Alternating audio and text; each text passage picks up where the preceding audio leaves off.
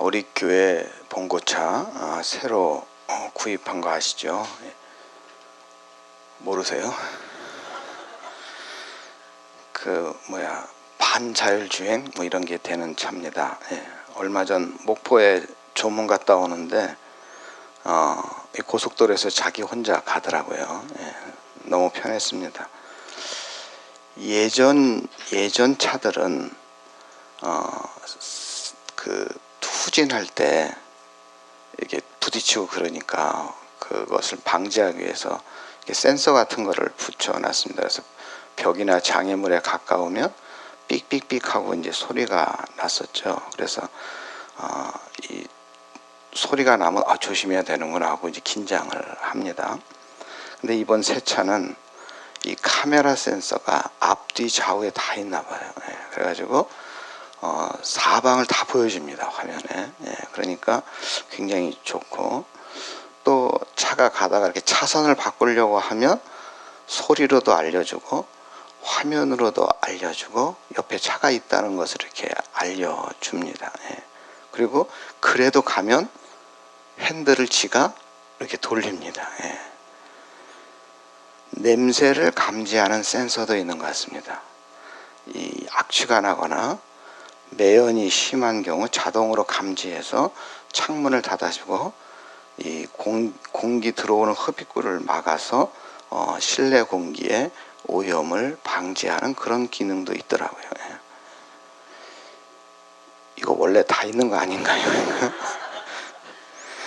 예전에 제가 오래전인데 교회에 15인승 차량이 있었는데 후진을 하면 삑삑삑 소리가 나잖아요. 근데 계속 삑삑삑 소리가 나는 거예요. 그래서 왜 그러나 나가봤더니 이게 센서 하나가 이렇게 떨어져 가지고 이렇게 달랑달랑 하는데 땅을 보고 있는 거예요. 그러니까 후진만 누면 이 삑삑삑삑 소리가 났던 겁니다. 그걸 보면서 만약에 얘가 하늘을 보고 있었으면 어떻게 되죠? 전혀 소리가 안 나는 거예요. 그렇죠? 아마 어디 부딪혀도 아마 끝까지 소리 안 났을 것입니다. 하나님은 우리 인간을 창조하실 때 우리 인간에게도 많은 센서를 주셨어요. 그게 다른 거 아니죠. 눈과 귀와 코와 혀도 주셨고 피부도 주셨고 오감을 통해서 우리는 위험을 감지하고 나의 몸을 보호합니다. 근데 이러한 감각 센서는 우리 인간만 주신 것이 아니고 다른 동물들도 줬죠. 그리고 어떤 부분에서는 다른 동물들이 우리 인간의 센서보다 훨씬 좋은 경우도 많습니다. 그런데 만물의 영장인 사람에게는 이 오감이라는 센서 외에 아주 중요한 센서를 더 주셨습니다. 우리 인간에게만 준 센서가 있습니다. 그것이 뭐냐면 영적인 센서입니다. 보이지 않는 하나님을 느낄 수 있는 그런 센서를 우리에게 주셨습니다. 내 삶이 지금 부르심의 방향을 향해 제대로 가고 있는지 이런 거를 감지하는 그러한 센서, 이런 영적인 센서를 주셨습니다. 혹시 여러분이 키우고 있는 강아지에 그런 영적인 센서 있습니까? 1절 중간부터 보시면 너희가 부르심을 받은 부르심에 합당하게 행하라. 지금 사도 바울이 말씀하고 있는데 부르심에 합당한지 아닌지, 겸손한지 교만한지, 서로 용납하고 있는지 아니면 서로 정죄하고 있는지 이런 것들을 스스로 감지할 수 있는 센서를 우리 인간에게만 특별히 주었습니다. 이 영적인 센서가 살아있어야 방향을 제대로 잡고 갈 수 있고 만약 삐뚤어진 길로 가고 있더라도 우리는 그거를 알아챌 수가 있는 것입니다. 에베소서 4장 1절에서 오늘 16절까지의 말씀은 우리에게 두 가지를 동시에 요구하고 있습니다. 하나는 하나됨을 힘써 지키라 하는 것이고요. 또 하나는 범사에 그에게까지 자라가라 하는 것입니다. 하나됨을 지키는 것과 성숙 자라나라 하는 것, 그러니까 이것은 둘 같은데 어찌 보면 이 둘은 서로 하나 한 몸과 같은 거라 할 수 있죠. 살아있는 영적 센서를 가진 사람만이 하나됨을 지킬 수 있고, 살아있는 영적 센서를 가진 사람만이 계속해서 자라갈 수가 있는 것입니다. 사도 바울은 지금 로마의 감옥에 갇혀 있습니다. 자유를 잃은 사람이 자유로운 성도들에게 합당하게 행하라, 이렇게 권면하고 있습니다. 여기서 합당하게 라는 말은 저울의 그 양쪽 끝이지 않습니까? 이 정확하게 균형을 맞추다, 이런 뜻을 가진 헬라어입니다. 우리가 받은 부르심의 무게와 우리가 살아갈 삶의 무게가 양쪽이 정확하게 맞아떨어져야 한다는 것입니다. 부르심은 크고 무거워요. 근데 우리의 삶은 그 부르심에 맞지 않게 너무 가볍고 값싸다면 기울어지게 되죠. 그거는 합당한 것이 아닌 것이 되는 것입니다. 그렇다면 그 합당함의 구체적인 내용은 2절인데요. 모든 겸손과 온유로 하고 오래 참음으로 사랑 가운데 서로 용납하고, 여기에 밑줄을 그시고 나중에 한 번 더 묵상해 보시기 바랍니다. 겸손은 이 당시 세계에서는 노예들에게 쓰는 단어입니다. 노예들의 그 비굴한 태도, 그럴 때 사용되는 단어였습니다. 그런데 사도 바울은 이 겸손이라는 단어를 그리스도인의 첫째 덕목으로 역전시켜 놓은 것입니다. 온유는 부드럽고 따뜻하다라는 뜻인데, 힘이 없어서 부드러운 것이 아니라 힘을 가지고 있습니다. 절제하는 태도 가지고 있는 것, 힘도 있고 그 힘을 절제하면서 부드럽고 따뜻한 걸 말합니다. 그러니까 여러분, 그 잘 길들여진 말, 그 말이 강한 힘을 가지고 있으면서도 주인의 뜻에 순종하죠. 그 모습을 말합니다. 그리고 오래 참음은 상대방이 계속해서 나를 서운하게 해도 쉽게 폭발하지 않는 그런 인내를 말하고 있습니다.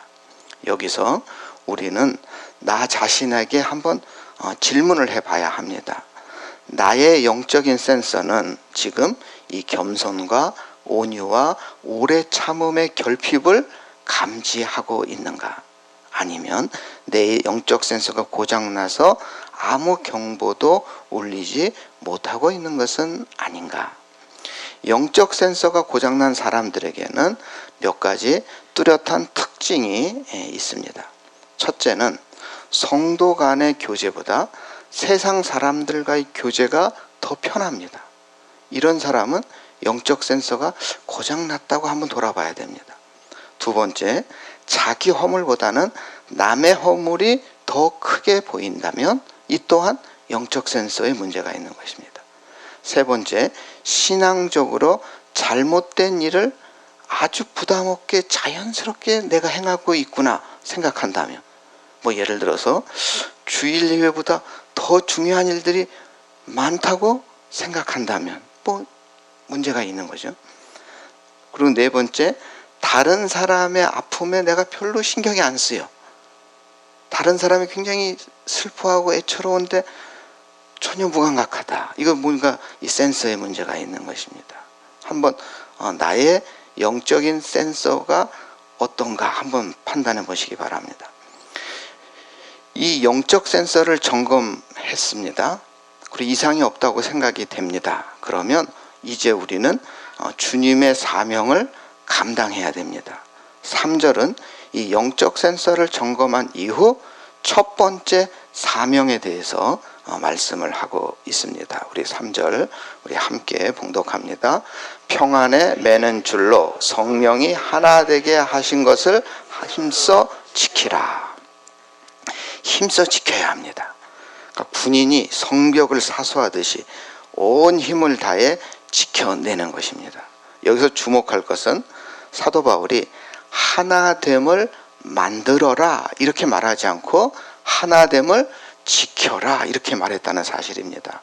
그러니까 하나됨, 이 하나됨은 우리 인간이 성취하는 것이 아니라는 뜻일 수도 있습니다.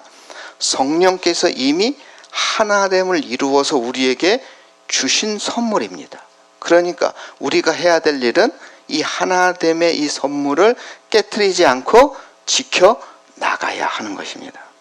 그리고 4절에서 6절까지 사도 바울은 마치 신앙의 고백문을 고백하는 것처럼 7번이나 이 하나를 나열하죠.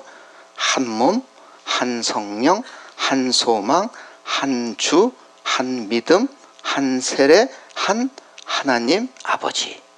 이것은 시적인 반복이 아닙니다.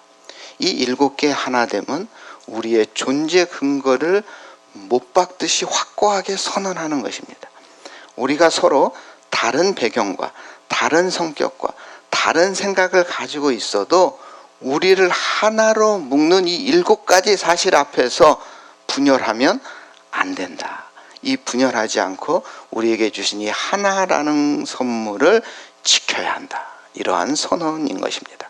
그러니까 하나됨은 우리의 감정으로 느끼는 것이 아니라 영적인 센서로 감지하고 힘써 지켜야 하는 우리 믿음의 실제가 되는 것입니다. 우리의 감정은 어떻습니까? 우리의 감정은 오르락내리락 하지 않습니까? 어떤 날은 사랑스럽지 않아요? 근데 어떤 날은 참기가 힘듭니다.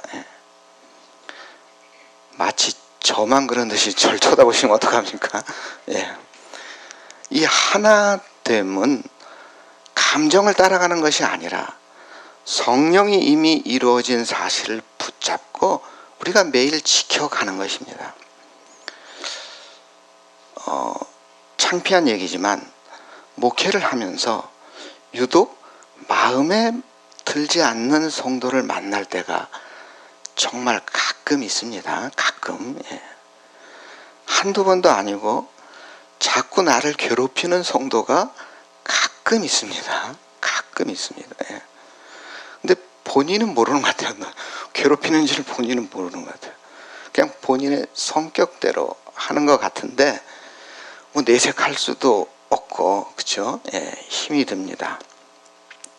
이러한 일이 반복되면 제 마음속에는 그 성도님의 허물이 실제보다 훨씬 크게 확대되어 보입니다. 이거는 저의 영적인 센서가 고장나기 시작했다는 뜻입니다. 그래서 이 시간이 지나서 돌아보면 문제가 그 성도님에게 있었던 것이 아니라 내 안에 영적인 센서도 문제가 있었던 것이죠. 큰일이 아닌데 크게 제가 느낀 거 아닙니까? 그렇죠? 제 센서의 문제가, 제 영적인 센서가 오작동을 하고 있었던 것이죠. 겸손과 온유와 오래 참음이라는 센서가 오작동을 하니까 괜히 나의 혈압만 올랐던 것입니다. 우리 성도님들, 이 영적인 센서는 지금 겸손과 온유와 오래 참음을 향해 정확하게 작동하고 있는가 하는 것을 살펴야 됩니다. 오늘 이 자리에서 서로 용납하지 못하는 관계가 있는가, 그 관계를 향해 하나님께 내 센서를 다시 수정해 달라고 아마 기도해야 하는 것입니다. 왜냐하면 우리는 지금 이대로 멈춰서는 안 됩니다. 우리는 어떻게 해야 됩니까? 계속해서 성장, 자라가야 하기 때문입니다. 하나됨을 지키라고 말한 사도 바울은 곧바로 7절에 은혜에 대한 말씀을 우리에게 주십니다. 우리 7절 우리 함께 봉독합니다. 우리 각 사람에게 그리스도의 선물의 분량대로 은혜를 주셨으니, 여기 선물이라는 이 단어가 값을 매길 수 없는 전적으로 거저 주어진 선물을 뜻합니다. 그런데 사도 바울은 놀랍게도 이 선물을 8절에서 시편 68편 18절 말씀을 인용한 것입니다. 이 8절이 그가 위로 올라가실 때에 사로잡힌 자들을 사로잡으시고 그들에게 선물을 주셨다. 이 시편 68편의 배경은 전쟁에서 승리한 왕이 전리품을 가지고 개선하는 그런 장면이거든요. 그런데 사도 바울은 이 개선 행렬의 이미지를 그리스도의 부활 승천과 연결을 시키고 있습니다. 우리 9절, 10절 우리 함께 읽겠습니다. 올라가셨다 하였은즉 땅 아래 낮은 곳으로 내리셨다는 것이 아니면 무엇이냐? 내리셨던 그가 곧 모든 하늘 위에 오르신 자니 이는 만물을 충만하게 하려 하심이라. 그러니까 그리스도께서, 예수 그리스도께서 가장 낮은 곳, 그 십자가의 죽음까지 내려가셨다가 다시 가장 높은 곳으로 올라가셨습니다. 그리고 그 오르내리심의 결과로 우리에게 선물을 나누어 주신 것입니다. 그 선물의 내용이 11절입니다. 우리 11절 우리 함께 있습니다. 그가 어떤 사람은 사도로, 어떤 사람은 선지자로, 어떤 사람은 복음 전하는 자로, 어떤 사람은 목사와 교사로 삼으셨으니. 근데 흥미로운 것은 이 선물의 내용이 물질이 아니에요. 물질이 아니라 뭡니까? 사람이라는 사실입니다. 그리스도께서 교회에 사람을 선물로 주셨습니다. 그런데 이 직분들에게 주어진 목적이 12절에 분명하게 나와 있거든요. 우리 12절도 함께 읽겠습니다. 이는 성도를 온전하게 하며 봉사의 일을 하게 하며 그리스도의 몸을 세우려 하심이라. 온전하게 하다. 이거는 원래 어부들이 찢어진 그물을 다시 고칠 때 쓰는 단어였습니다. 또 의사들이 그 당시 옛날에 뼈가 부러졌어요. 그 뼈를 다시 이렇게 붙이는 때 쓰는 의학 용어이기도 합니다. 이 단어 하나만으로 우리는 우리에게 주어진 직분의 목적을 알 수 있습니다. 사도와 선지자와 복음을 전하는 자와 목사와 교사, 이들이 존재 목적은 자신을 드러내는 것이 아니라 찢어진 그물을 온전케 하는 것입니다. 부러진 뼈를 온전케 하는 것입니다. 즉 성도를 고쳐서 세우는 데 있는 것입니다. 그리고 그렇게 고쳐진 성도들이 봉사의 일을 하고 이러한 헌신을 통해서 그리스도의 몸을 세워가는 것입니다. 목회자는 성도를 온전케 하는 사람이고 봉사는 온 성도가 함께 하는 것입니다. 여기서 우리의 영적인 센서를 다시 점검해야 됩니다.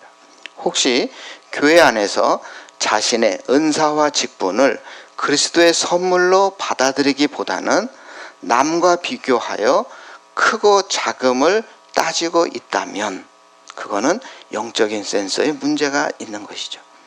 어떤 사람은 사도로, 어떤 사람은 교사로 이렇게 다르게 나누어 주신 것이 불공평하고 불만이 가득하다면, 그렇다면 영적인 센서에 문제가 있는 것입니다. 고린도전서 12장에 사도 바울은 눈이 손에게 내가 쓸데없다 할 수 없다 말하죠. 머리가 발에게 야 너 발 너 형편없다라고 말할 수 없다고 말합니다.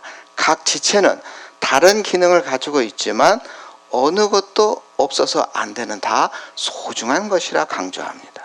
오늘 우리 공동체 안에도 조용히 섬기는 손이 있죠. 앞에서 외치는 입도 있고 눈에 잘 띄지 않게 헌신하는 발과 같은 분도 있습니다. 그 모든 지체가 다 그리스도의 선물입니다. 직분은 계급이 아니라 선물이며 그 선물의 목적은 나를 높이는 것이 아니라 이 공동체 교회를 세우는 것입니다. 이 명제 앞에서 우리는 스스로에게 물어야 합니다. 나는 내게 주어진 자리, 그 선물을 잘 받고 있는가? 아니면 이 선물을 짐으로 여기고 있는가? 특권으로 여기고 있지는 않은가? 그래서 우리는 나의 영적인 센서를 항상 점검해야 합니다. 왜냐하면 우리는 멈추지 않고 성장해야 하며 자라가야 할 사람들이기 때문입니다.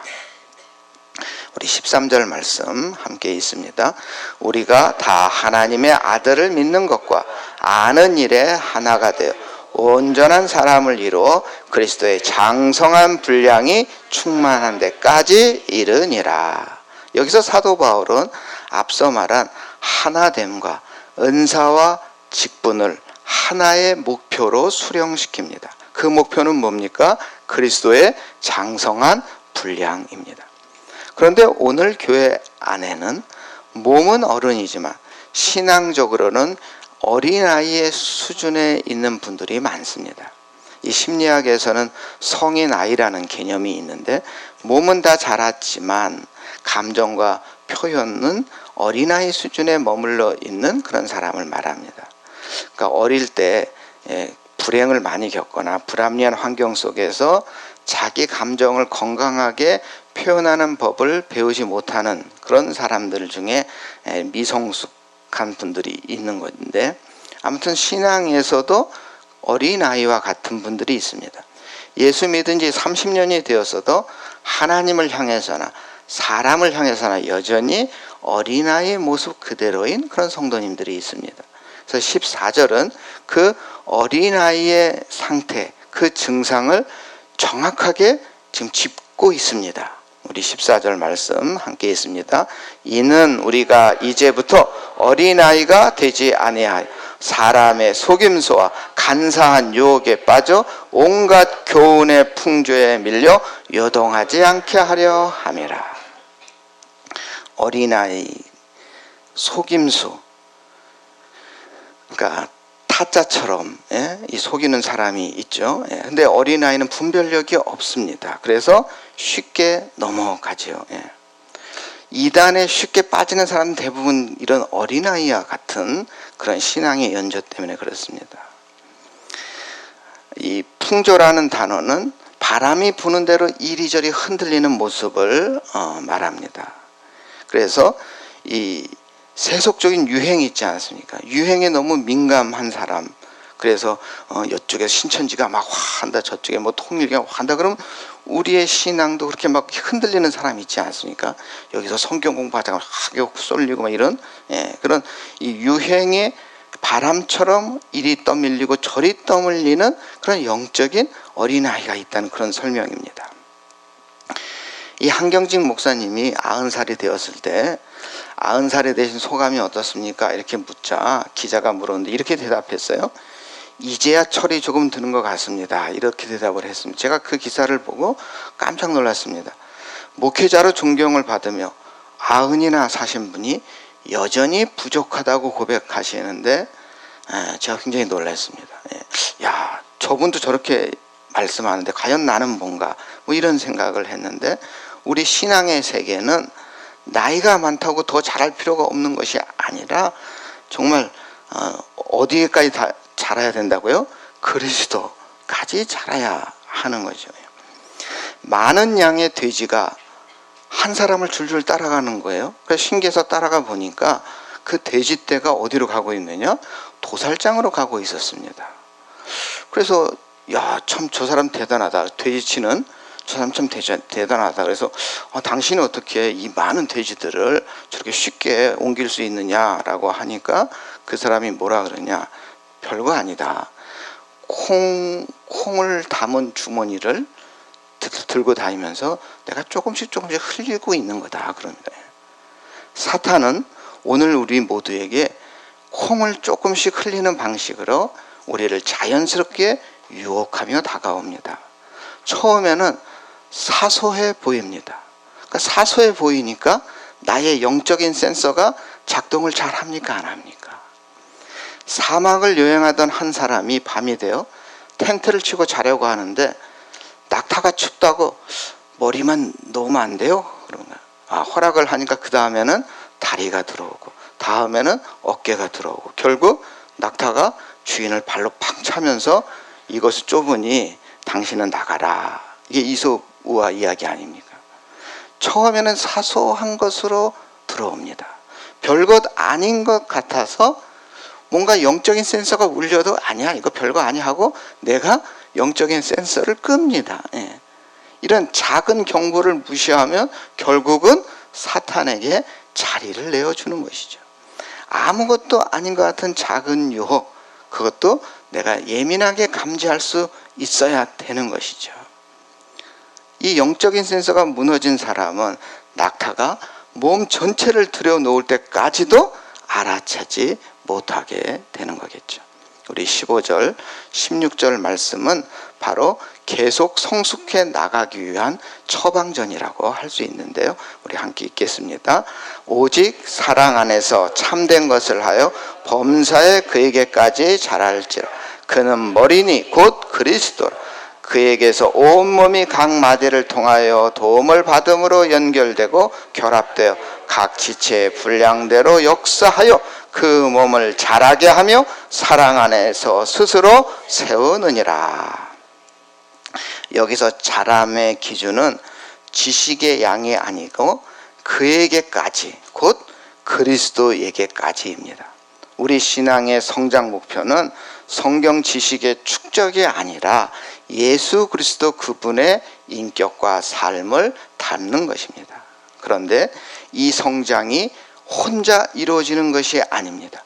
온몸이 각 마디를 통하여 도움을 받음으로 연결되고 결합되어서 함께 자라는 것이다, 이렇게 말하고 있습니다. 나 혼자 자라는 것이 아니라 우리 성도와 성도, 우리 지체와 지체가 서로 도움을 주고받으면서 자라는 것입니다. 오늘도 내일도 우리가 그리스도의 장성한 분량이 그 충만한 데 이르는 그날까지 성숙으로 나아가는 우리 성도님들이 다 되시길 주님의 이름으로 축원합니다. 사랑의 하나님, 저희에게 부르심을 주시고 그 부르심에 합당하게 살라 말씀하여 주시니 감사를 드립니다. 그러나 저희 영적 센서가 얼마나 자주 무뎌지고 방향을 잃어버렸는지 이 시간 고백합니다.